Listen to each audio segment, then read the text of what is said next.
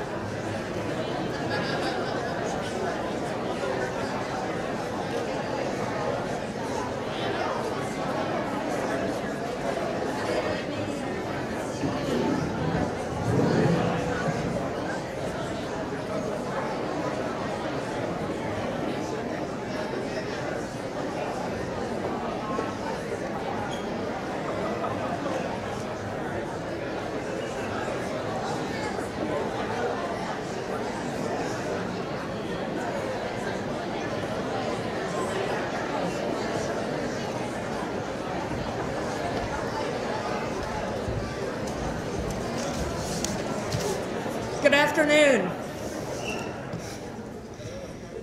I'm Denise Cobb, Provost and Vice Chancellor for Academic Affairs. Welcome to Chancellor Pembroke's annual State of the University address. Thank you for joining us. To our friends and guests from the community, I want to welcome you to SIUE. We are proud of our institution and grateful that you are here today to learn about our successes and to work with us as we continue to build on our positive momentum. I want to extend a special welcome to a few of our distinguished guests. Would the following individuals please rise if you are able to do so? On behalf of the SIU Board of Trustees, Chair of the Board of Trustees, Ms. Amy Scholler. Student Trustee, Ms. Molly Smith. Representatives of the SIU System Office, John Charles. And I'll just call out other categories, and if you're part of that group, if you'd please stand, I would appreciate it. Representing the Board of Directors of the SIUE Alumni Association.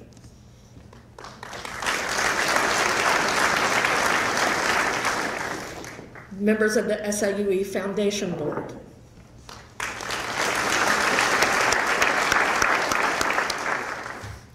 I also want to thank Melissa Atwood from Paraquat Deafway Interpreting Services for making this program accessible to members of our community who are deaf or hard of hearing.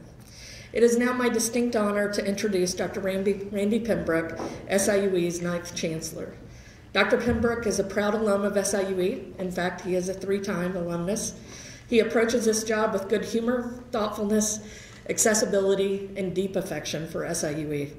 His commitment to our institution, our mission, our students, and our potential has been evident since day one. He's an advocate for the transformative possibilities of higher education and has advanced SIUE's commitment to community engagement. Along the way, he has kept students and academics at the center, asking each of us to make a difference, to create a more equitable and inclusive community, to be bold and innovative, and to do our part in shaping a changing world. Please help me welcome our Chancellor, Dr. Randall Pembroke.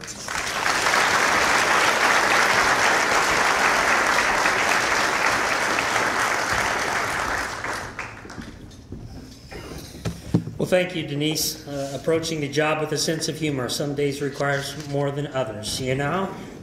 Thank you so much for that introduction, for the kind words. I want to welcome all of you and thank you for coming today to this State of the University address. I also want to join with Denise and thank all the members of the trustees who are here in the President's office. We appreciate your presence, as well as those from the corporate and civic community who are here. Thank you so much for spending time being with us today. So this is my 3rd State of the University address. And so for some reason, as I thought about that this year, it just occurred to me that I knew very little about the history of the State of the University address at SIUE. So when you're thinking about historic elements at SIUE and what happened 20, 30, 40 years ago, really there's only one person that you go to when you're asking that question, right? Everybody know who? Yeah, Steve Kerber. He's sitting right over there. So I sent a note to Steve Kerber and I said, Steve, tell me a little bit about the State of the University address. And apparently this is the 42nd annual State of the University address. The tradition began in the 1970s with a person by the name of Buzz Shaw, who went by the title of President here when we had presidents before we switched to the title of Chancellor. And so he began the tradition in 1977, and then it switched, and Earl Lazarson continued the tradition, but he thought of it as a spring event. So for a while, it was delivered in January or February, and then Nancy Belk came and it went back to being a fall event.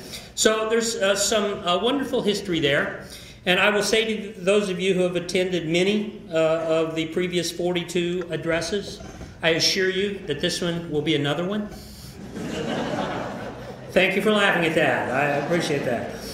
The title of the first address was, if you're ready for this, this was by Buzz, the first annual speech to the university community at the beginning of the new academic year, which I'm sure somebody came up with an acronym FASUCBNYA. which is a lot longer than SOU, the State of the University that we're doing today. I went back since Steve sent me the material, and there was a process before that first State of the University in 1977, which you just got to love this. There was a committee that they called the Problem Identification Process Committee, or the PIP, if you would. And they came up with the things that needed to be studied the most as part of a State of the University address. All right? So I'm going to read you the list of the 16 things that they thought were really important, problems that had to be addressed in 1977. Okay? Are you ready? The first one, administration. Goes without saying, right? Affirmative action, budget, collective bargaining, curriculum, East St. Louis Center, external relations, governance, institutional excellence, internal communications, morale, personnel policies, planning, recruiting and retaining students, salaries, student concerns. Now, I read that, and I got to tell you, I got depressed. Because I was like, have we not solved anything in 42 years? But then I started reflecting a little bit about the things that are happening now and those specific topics. And it just made me think about the progress that we have made. And that if those individuals could come back now and see what we're doing, I think they would be really proud at the changes in SIUE. And so I wanted to start by something, this is kind of like show and tell. Everybody remembers show and tell, right? When we were in elementary school, right? So this is my show and tell. Whenever people send me a note, whenever I go to something and I have a program and it's really meaningful to me, I have this box in my office and it's kind of memorabilia. And I'm imagining that 20 years when I'm retired, I'll look at that and feel really good about all of the moments, right, at SIUE. So this is my show and tell for today, all right? And you can probably see from the back, it looks like 3 ribbons, right? Not second place. It's not that. These are ribbon cutting. And it was really an amazing thing 3 weeks ago, on September 17th, September 18th, and September 21st. We did 3 ribbon cuttings on this campus. And to me, they're extraordinary because of what they represent. The first one on the 17th was the Cougar Cupboard, or cupboard, if you would. And that's where we gather food and we distribute it for people who need food. What a value, right? And we did that. The next day, we had the ribbon cutting for the Center for Student Diversity and Inclusion, because we want people, our students, to feel comfortable on campus. And then the Friday of that week, we had Science East, right? The ribbon cutting for that.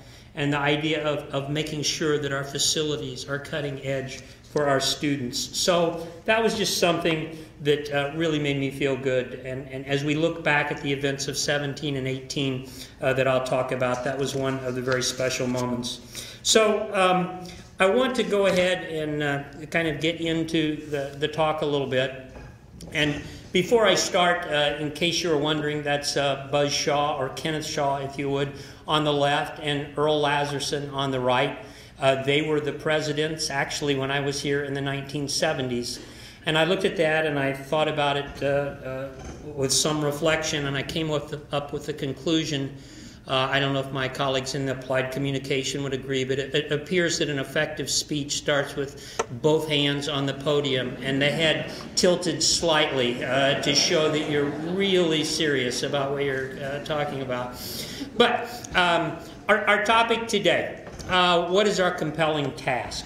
I thought about some other topics, since we're going to be talking about strategic planning. The title I really wanted to use was Strategic Planning, Telling Stories. And then the voice of my grandmother was in my ear, telling stories. I don't know about any of you, but basically when I grew up, that was when you were lying. You were telling stories. So, Randy, you're telling stories.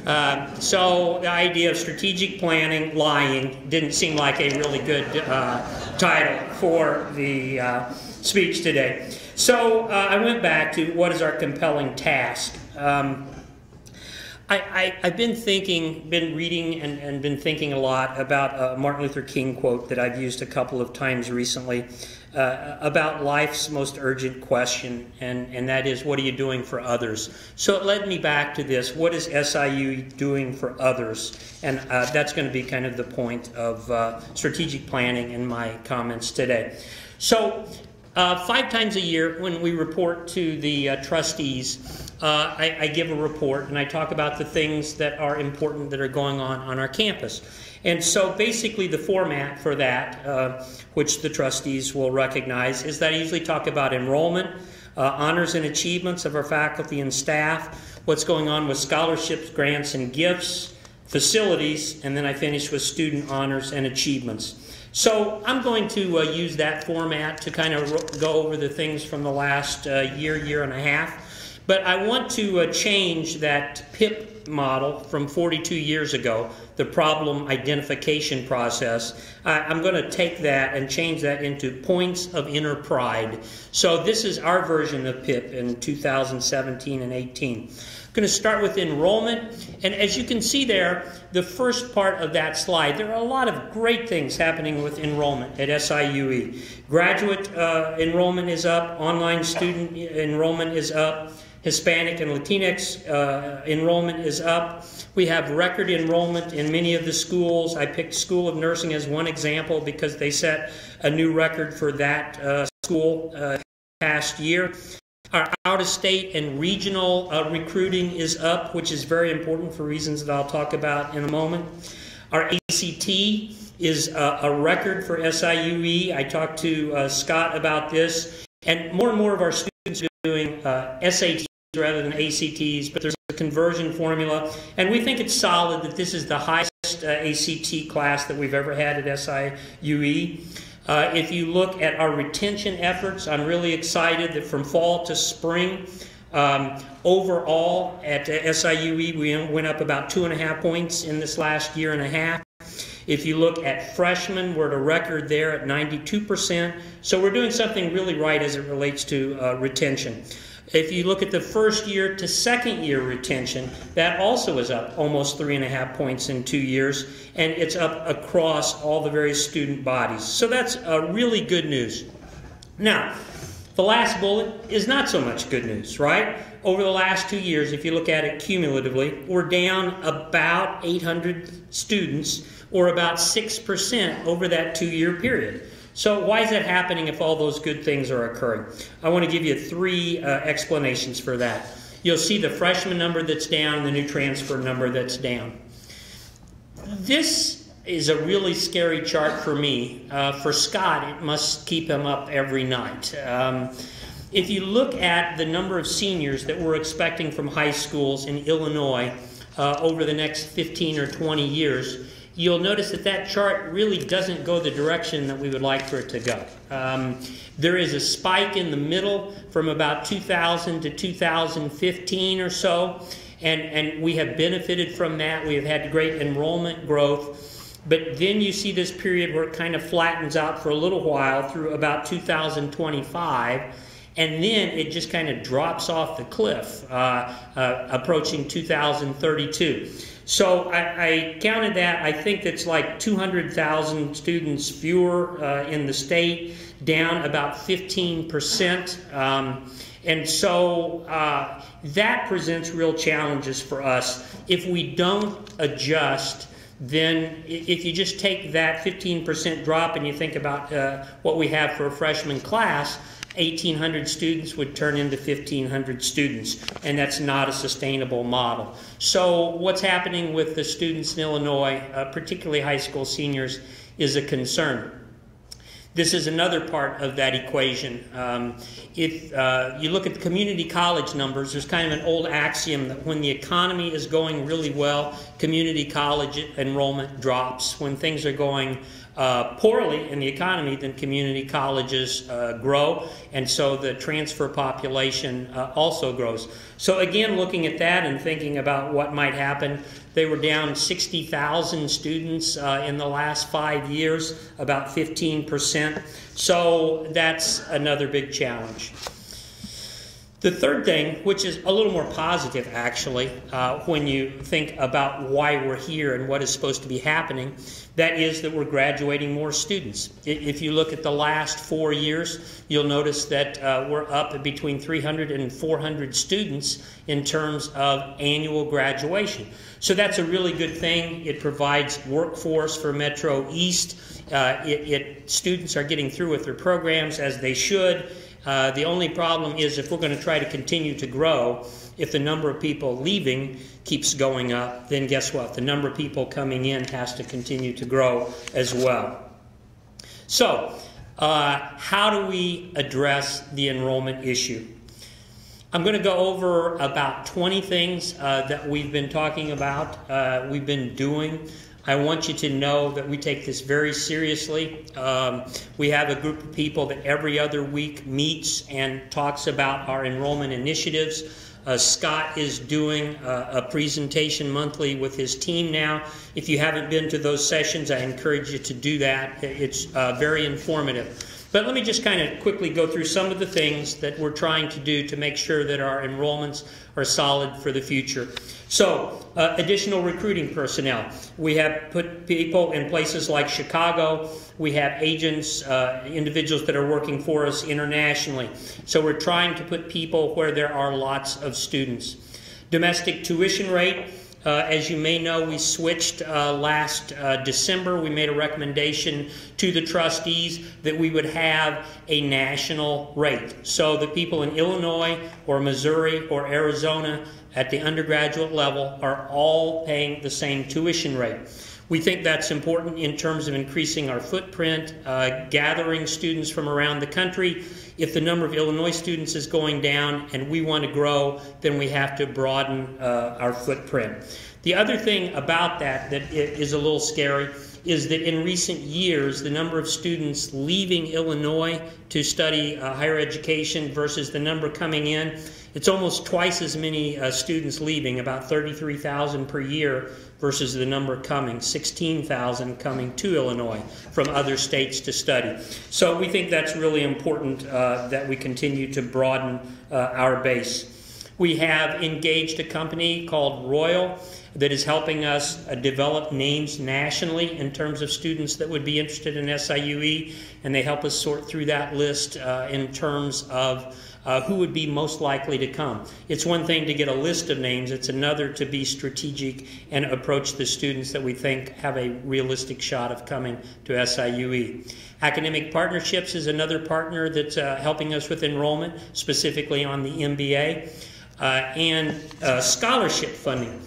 Cost of education continues to go up, and so we have to be supportive of students to make sure that we continue to attract students. So I want to show you something that I think is just staggering in terms of how statistics change, how support changes. If you go back to fall of 2000 and you look at the amount of support, the institutional support, this isn't Pell, this isn't MAP. This is what is SIUE doing to attract students. You see that number a little over $1 million, right, in fiscal 2000.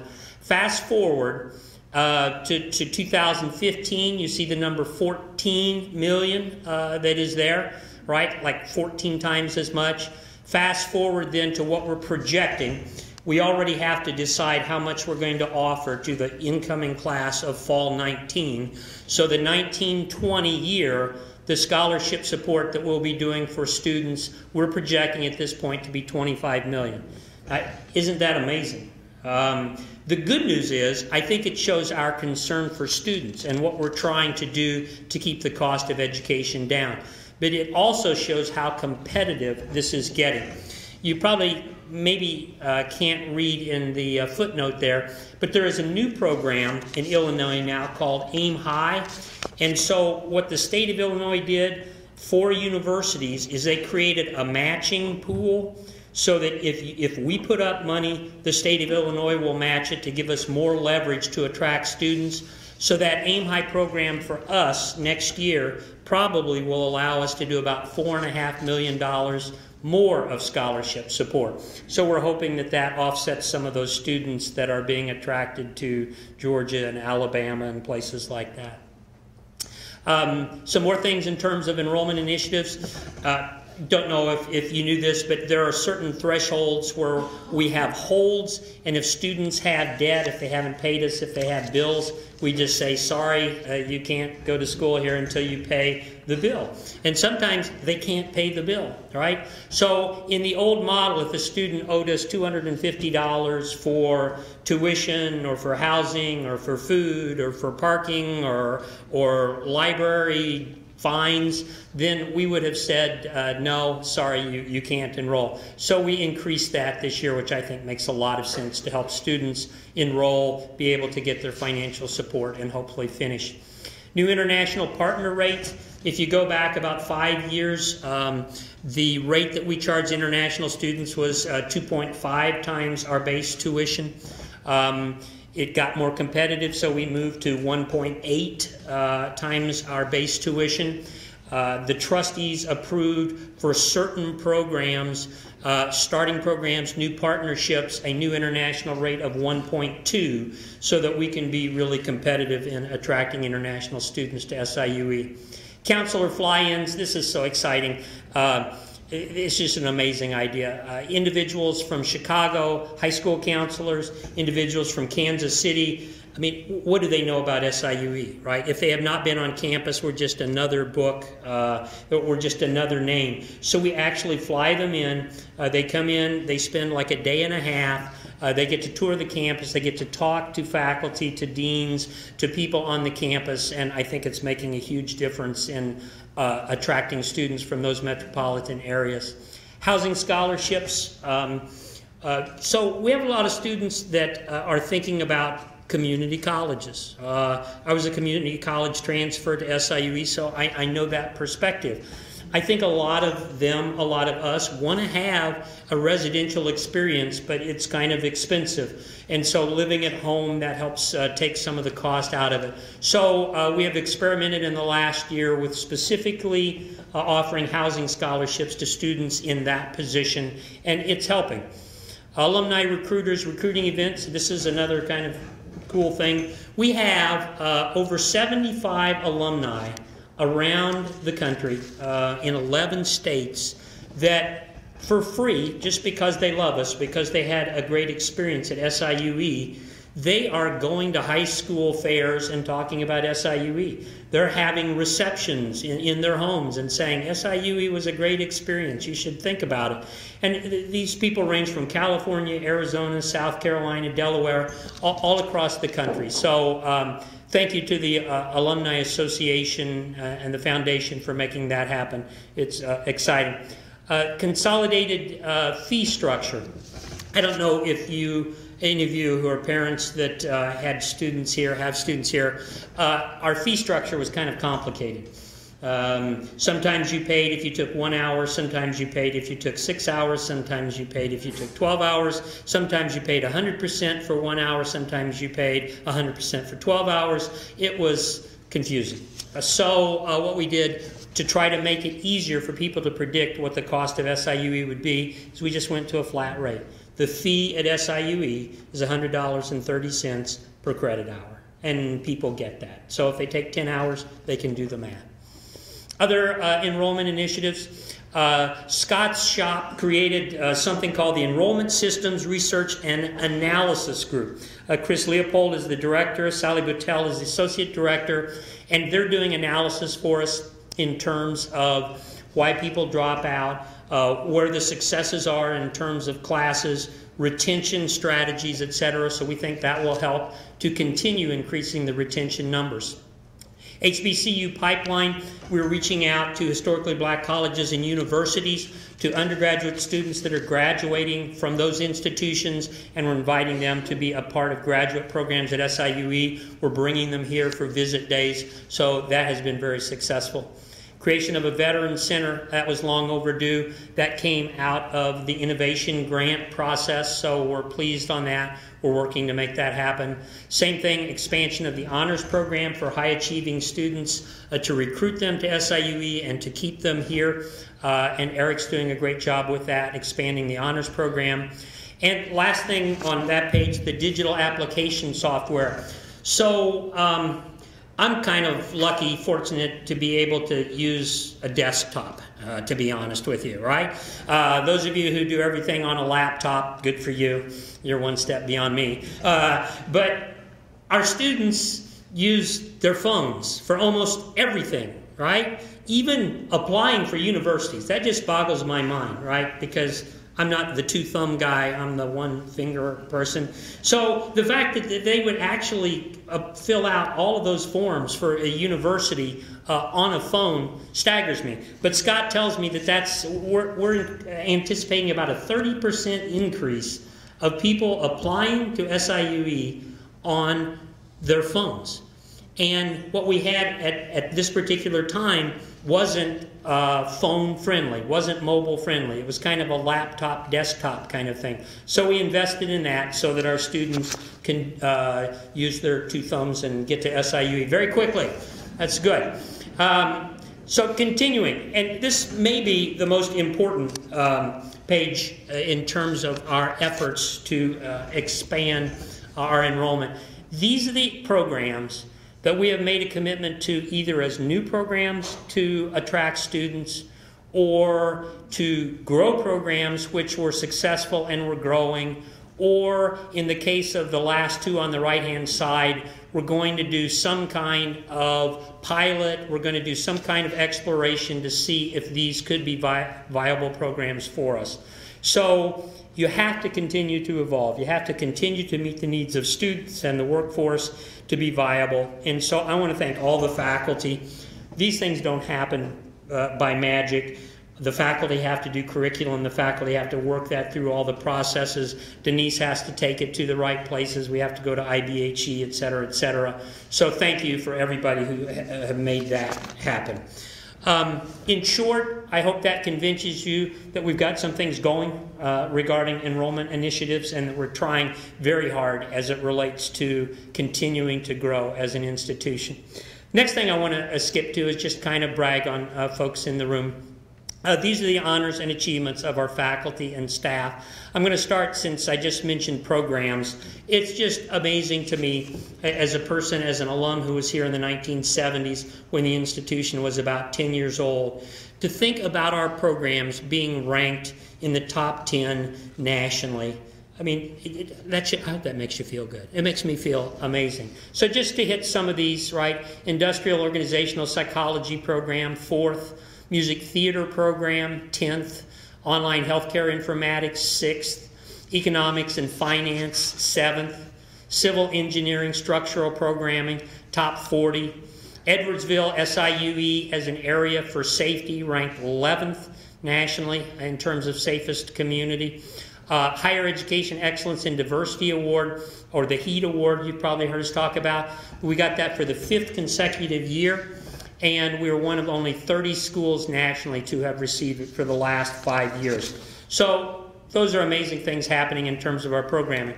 Individuals, Chris Herndon, Distinguished Service Award. Marianne Boyd, Mary Lee Barron, Nurse of the Year. Amy Reed, Emerging Leader. Miranda Wilhelm, Educator of the Year. 4 SIUE alums from engineering and the College of Arts and Sciences in St. Louis Business Journal's 40 Under 40 Emerging Leaders. Going on to scholarships and grants, which is another manifestation of what we do. If you look, you'll see not only the diversity of the schools that are represented, but also the funding agencies. So you see Ken, Denise, Kim, Sharon, the things that they're doing, the backgrounds they have, but we're getting attracting funding from NIH, IBHE, and even locally from the Manny Jackson Center. If you look again at more of the scholarships, you see the SIUE Head Start program, our largest grant program, almost $12 million a year, and other individuals, again, all over, local, national, international. So, excuse me. I also want to talk about gifts. Gifts are very important of the funding equation at SIUE. Last year was an amazing year. We were 13.5% above the goal we set. We had more than $4 million come in terms of gifts to SIUE last year. And 18-19 is going to be even better than that. I'll talk about that in a moment. Facilities. You hear Rich talk about this a lot, particularly at the trustee meetings. A great list: Science East renovation, $32 million. Student Design Center, that was phase 1. We've probably already forgotten phase 1 because we're on to phase 2. But that bottom floor where the students actually construct their materials in engineering. Art and Design East upgrades. The synthetic turf fields for intramurals. Thousands, literally thousands of students that are involved in the intramural program. So that is serving a really large part of our undergraduate student population. Center for Student Diversity and Inclusion, if you have not been to that, it's upstairs. I hope you'll go visit that. Thank you, Tim Staples, for all you're doing. Provide leadership there. Give our students a place where they feel at home. Access, or what we used to call disability services, that number of students accessing those services has almost doubled in the last 2 or 3 years, so we need to expand that for testing, etc. And last but not least on this page are the sidewalks. I mentioned the sidewalks.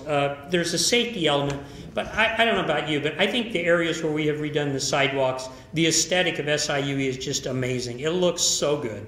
And one of the comments that we hear from people who are visiting that are trying to make a decision about where they're going to go to school is just they have this affective thing happen where this is the place. Yeah, this is it, all right? And how the campus looks has a lot to do with that. So thank you, Rich, and your team for all that happens there. Student honors and achievements, 260,000 hours. Imagine that for a moment. Just think if you were going to have to do that. 260,000 hours of volunteer service. That's what our students did last year. And what I love to tell people is when our students get here, we help them move in. That first week we do almost everything for them. We are so student-centered, and we teach them that that's one of our values, that we're student-centered. But then we get to Saturday and we say, okay, get over it. The world's not about you. You're going to go help other people now. And we take them out into the community and they do community service. Student athlete graduation rate, #1 in Illinois, top 20 in the country. If you think about 24 consecutive semesters, I think that's 12 years that our athletic department has been over 3.0. That's amazing. The volleyball team actually was in the top 25 nationally and got an award for that. Students from engineering received 2 first-place finishes, as well as the solar car top finish and the Formula Sun Grand Prix. And Yvonne was the outstanding graduate practitioner. Other student accomplishments. We had 2 teams, women's basketball and volleyball, qualify postseason. 3 wrestlers went to national. 5 track and field went to national. And Julian Harvey placed 12th nationally in the long jump. Almost done with the 17-18 accomplishments. Successful Communities Collaborative. This is an amazing thing. If you don't know about this, if you haven't heard about this, if you haven't read about this, I would encourage you to talk to somebody. Talk to Connie Fry-Spurlock, Mary Etling, Garish Gupchup, Denise Cobb, the deans. This is amazing. Our students and our faculty are going out to communities and using their expertise in nursing and public health and business and engineering in various areas of the College of Arts and Sciences, and they're making our communities better. So it is perfect, it is hands-on, it is community engagement at its highest level. Completion of the co-curricular pilot program for sustained dialogue. Thank you to all who were a part of that in 17-18. Innovation grants, that's something that we started last year, continued into this year. We have had about 57 proposals that have come before that group. We have funded about 1/3 of those. And one of the things that I really like is that even if the innovation grant group doesn't fund it, there are enough people at the table that some things along the way people just say, well, I love that idea. I'm going to fund that out of my budget. So we've had 3 come from that. Last thing, in the picture on the right, we received notification that we originally broke the world record for books donated in a book donation campaign that stretched over 2 miles long on campus. And it's not important that it's 2 miles long. It's important that all of those books went to places for people to read. So that just made me feel really good about what was happening there.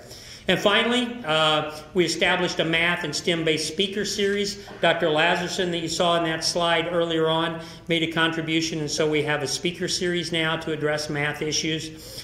School of Nursing was very successful in what I talk about, community partnerships, and so they reached out to BJC, and that's going. Diversity Strategic Plan we're rolling out now, and that will be part of Diversity Day, which I'll mention here shortly. We were very pleased, along with the Black Faculty and Staff Association and the Black Studies Program, to host the first Black student welcome reception about a month ago at the beginning of school. And the last thing, we always think about safety. So you can see there we installed 83 safety phones. I don't know if there's any truth in the rumor that the two young ladies actually grabbed the safety phone when they saw Rich coming, but that just may be a rumor that is out there. Okay. So, what else happened? There are some other things that happened that we need to talk about in 2018. There was a lot of conversation about the allocation, and so that had its rocky moments, it had its ups and downs, but the good news that I can tell you right now is that we have a signed contract with AGB, who is doing the allocation review. I communicated with Dwayne this week. They are planning on sending someone, and they're going to ask our ideas about the funding formula, so we have a chance to make a difference on that conversation. So that's a good thing, and I thank Chair Scholler for working all the way through that. That was a challenge in 18, and so we're at a good point now to have that conversation. As you also know, there was a change in the President's office. Dr. Dorsey is serving as interim. We have a process going with outside groups that are helping us look at the system, look at the processes that we use, so that we can attract a good pool for the presidential search in 2019. So that's what happened in 17-18. I think that's an amazing record, and I think you should give yourself a hand for everything that was on those first 15 slides.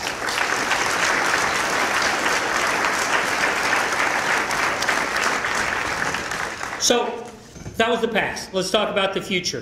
What I want to say is that many of the ideas that you're going to see as I move on, these are things that we have planned for 2018-19 or a slightly longer period than that.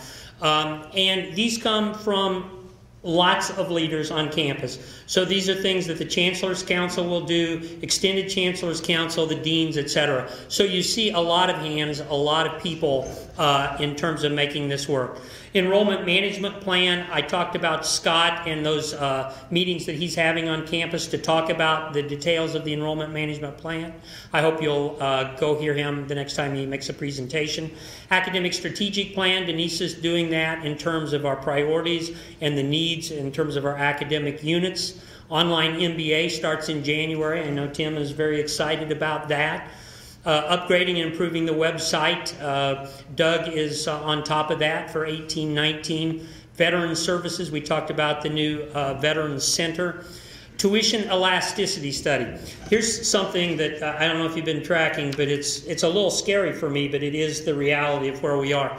There are 12 public institutions, public higher ed institutions in Illinois.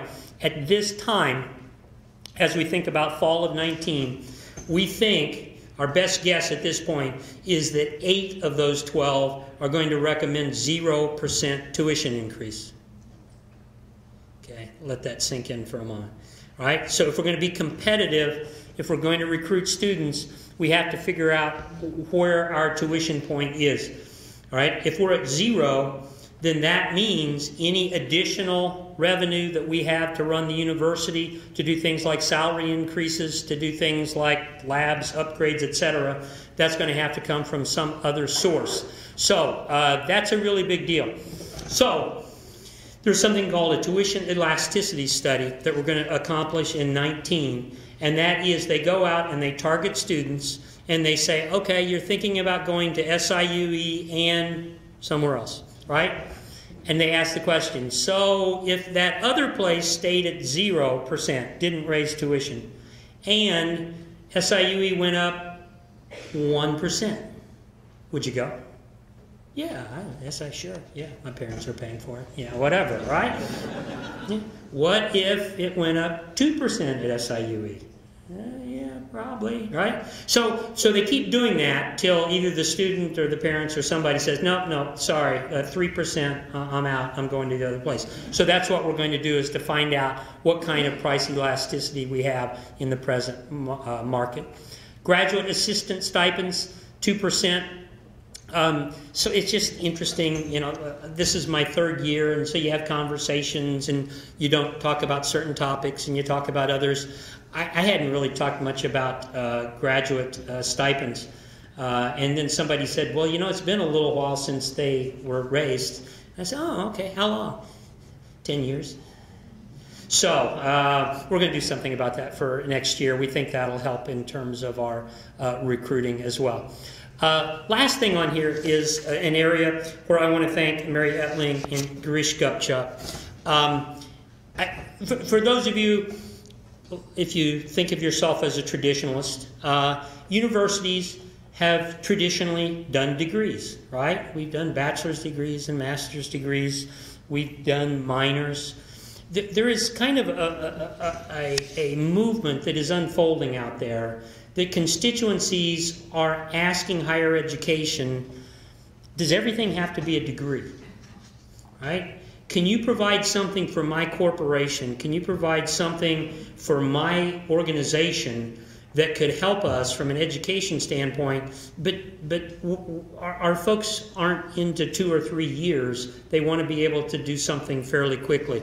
So we are looking at what can we do with a course or two, 6 hours, maybe Saturdays for 2 or 3 consecutive months, to help companies with areas like strategic planning or leadership or diversity. And this concept of badges or certificates, I think, really has a chance to help us in terms of our community engagement and our enrollment as well. Faculty staff support, things that we're doing as we look at the future.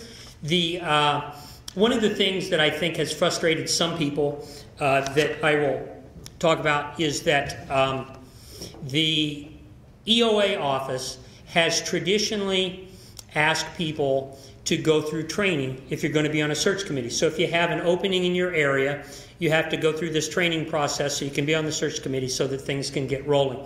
And depending on how busy that office was, sometimes things slowed right there.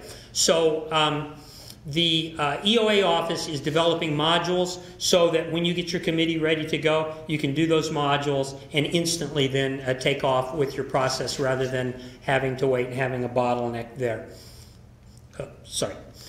The Center for Faculty and Innovation, those of you who have been waiting for that, we think that it will be done around December, and that's not that far off. And I have been, the 2 previous institutions where I was, we created a Center for Faculty Innovation, and it just changed the landscape. So I'm so excited for our faculty to see what's going to happen there.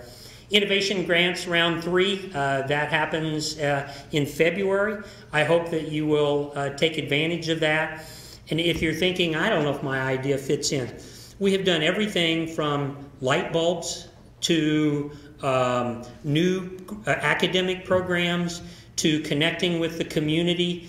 We're open to all kinds of things. So if you've got a great idea, share it with us and we'll take a look at that. Increasing salaries. We really want to increase salaries. We have to keep people, we have to invest in them, so that we're hoping that the enrollment and the state will allow us to do that. Scholarship grants. I asked Jerry, tell me what's happening in the future of scholarships, and about 5 minutes later he was still going. So anyway, if you look at just some of the multi-year scholarship, grants that we have, Head Start, obviously, for the next 5 years. INSERC, we have a multi-year grant. School of Nursing is doing that. So those are really exciting things.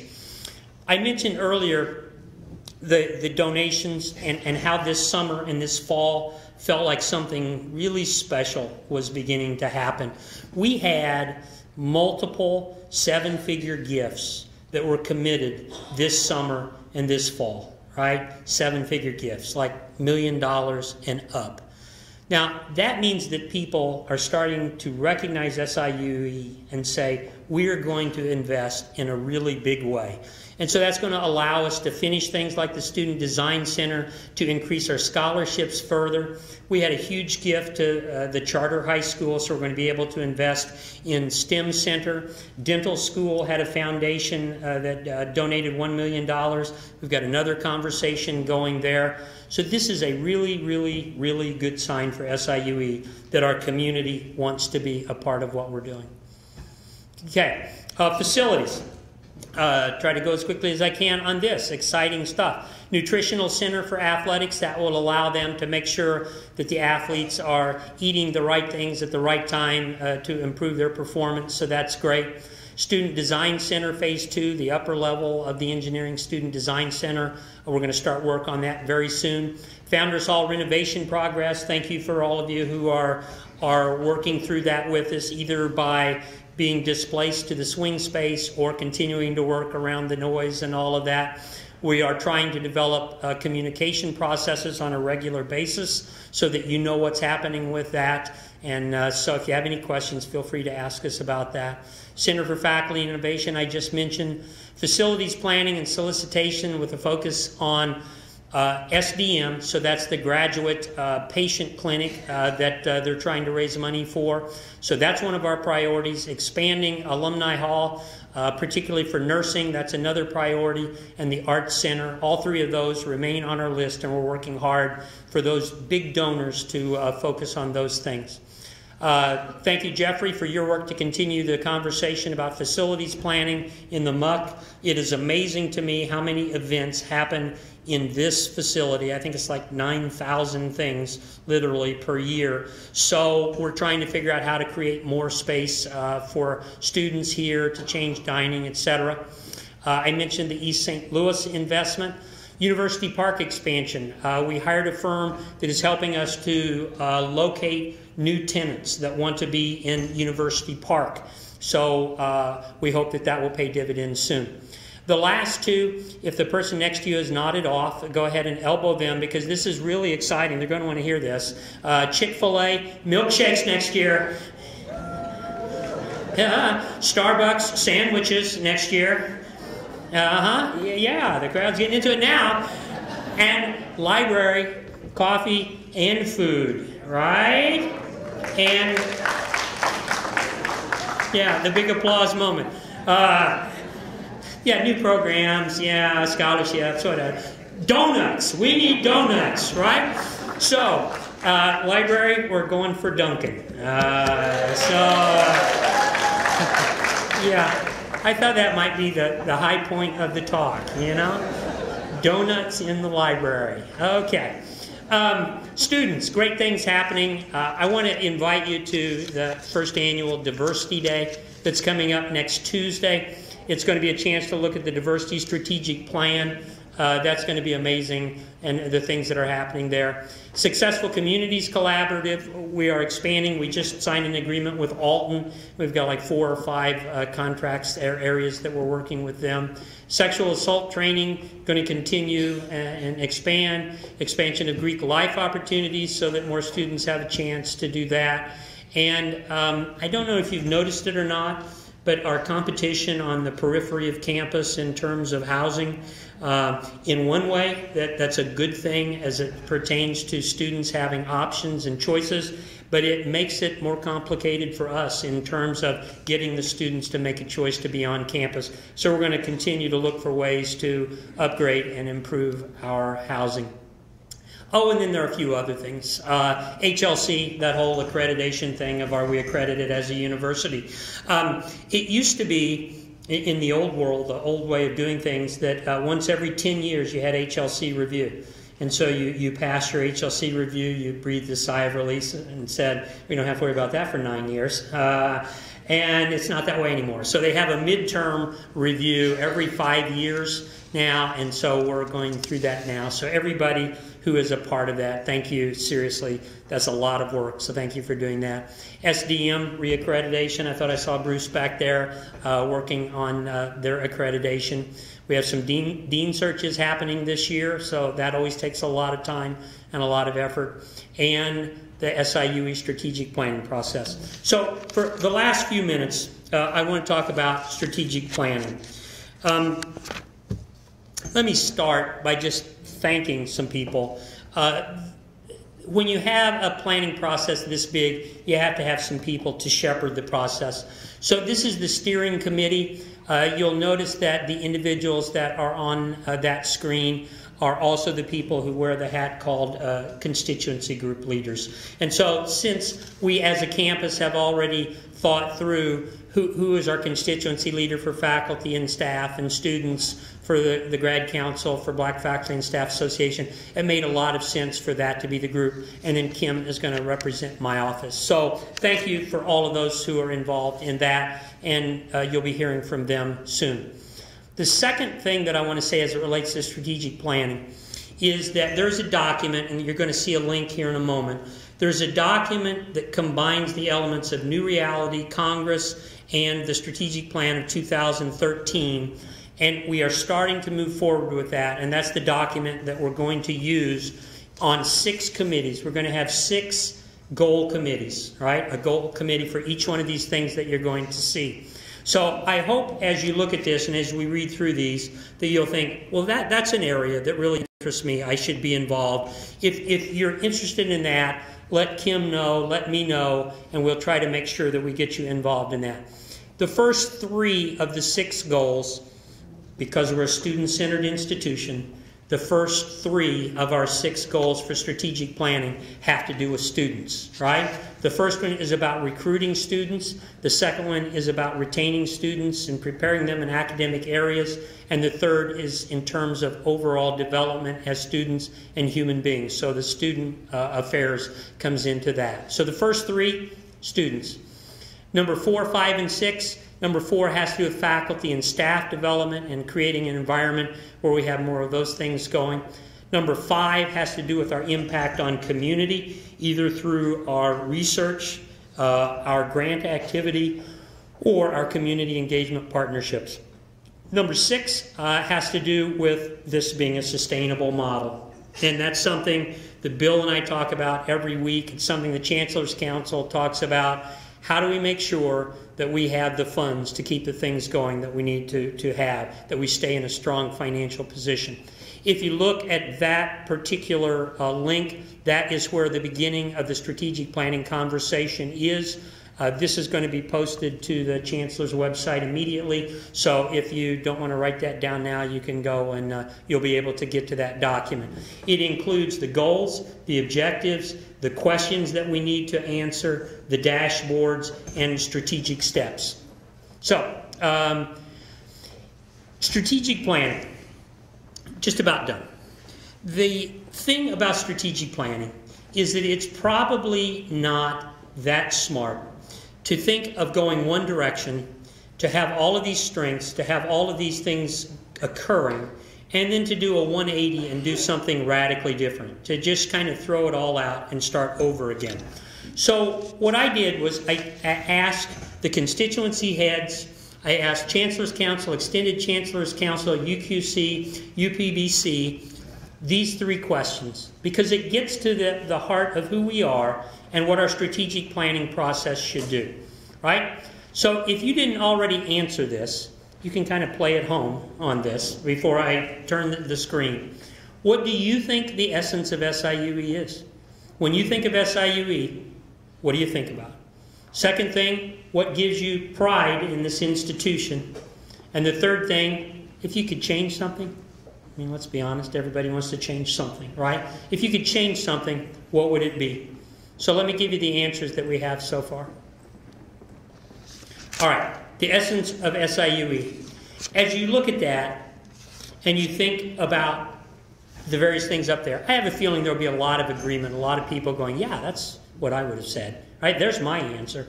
Number 4, that's mine.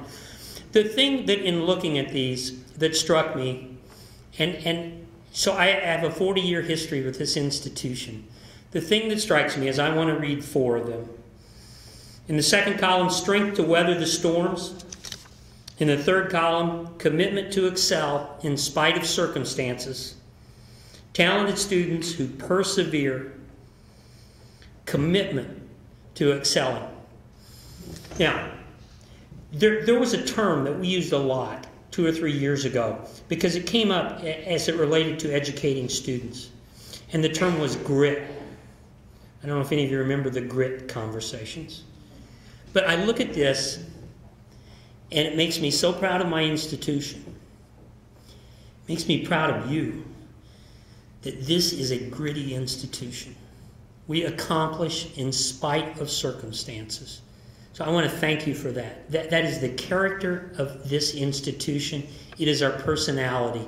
And I think we're going to see that come up again and again as we continue to succeed. So that's the essence of SIUE. Points of pride. So our version of PIP, not the pointing out all of the problems, right? The points of pride. If you look at that, again, I'm guessing there are a lot of things you'd say, yeah, that's what I was going to say. But the thing that I really liked on this slide, and looking at the feedback that we got, is there's so many things that we're proud of as an academic institution. Start right off, IRCA, right? That is one of our hallmarks, right? The undergraduate research and creative activities that students do here as undergraduates, original research. The multiple forms of education, degrees, yes, but continuing education that I was mentioning before, the summer camps that we do, the various ways that we help educate people. Academic quality that you see up there, the senior assignment that you see mentioned, and community engagement programs. So we're very proud of what our students experience at SIUE, so that's a good thing. Last thing, what would you change? Maybe I should pause just a second so you have to... Okay, everybody got an answer? One thing that I would change at SIUE, here we go. Elements to address. Okay, lots of things, right? But the part of this that struck me was how many times the word more appears, right? We want to do more development. We want more support. We want more study abroad, more trust, more online, more accountability, higher graduation rates, more focus, more scheduling. It's just incredible. You're an ambitious group. It's not like, oh, let's just quit. It's like, no, let's do more. That's what we should change. We should do more. So, I'm going to show you here in a second a new video. You are the first group to see this. This is the video that we are using with students in terms of our preview, our springboard events, to say this is who SIUE is, right? And what we're trying to get to is that statement, our identity, so that students can fairly identify who we are, right? And so what I want you to do is I want you to think about those 3 previous screens, and I want you to watch the video and think about how many of those elements have been included. I want to thank Doug, Nathan, Brandon, the award-winning marketing team that we have for the work that they do. It's really beautiful, and I think you'll enjoy this.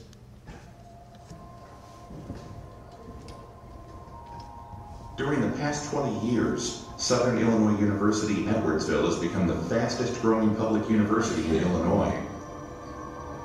Here are some reasons why SIUE is on the rise. Our scenic 2,600-acre campus is located in Edwardsville, Illinois, with great restaurants, activities, and shopping. We rank among the safest college campuses in America.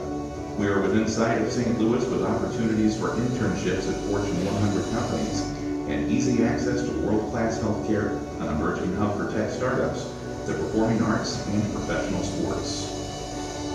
SIUE offers big school opportunities with a small school feel. With state-of-the-art labs, studios, and performance spaces, you'll be prepared for professional work in your field. Students are appreciated, supported, and celebrated. SIUE's Division I athletes graduate at record rates and achieve success on and off the playing field. We think a high-quality education should be accessible and affordable.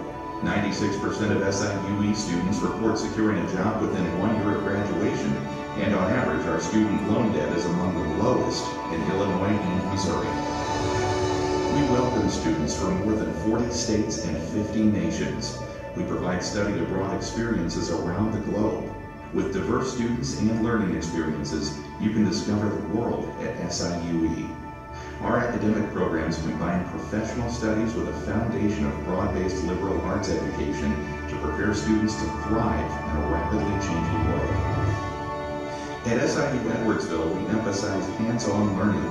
Students hone their skills as they participate in community projects, senior assignments, internships, and study abroad. Our undergraduate research and creative activities program offers one-on-one mentoring and research opportunities early in your undergraduate program.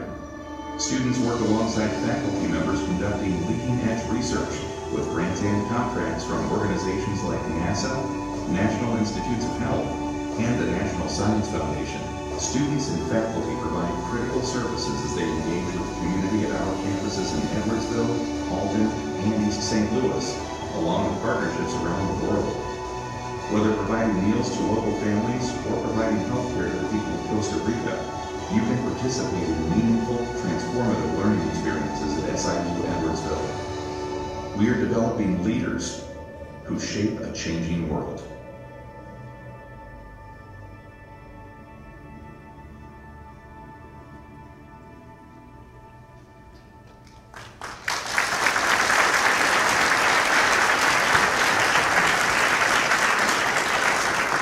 That's a beautiful piece, isn't it? I mean, thank you again, Nathan, Brandon.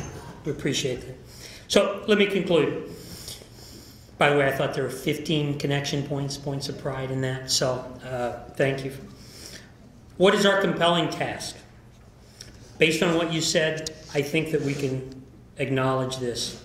Our compelling task is to continue pursuing excellence regardless of circumstances, to persevere, to be innovative, efficient, responsible, and diverse in order to provide access to those who need us to be all of those things, and to continue addressing the things where we can be better.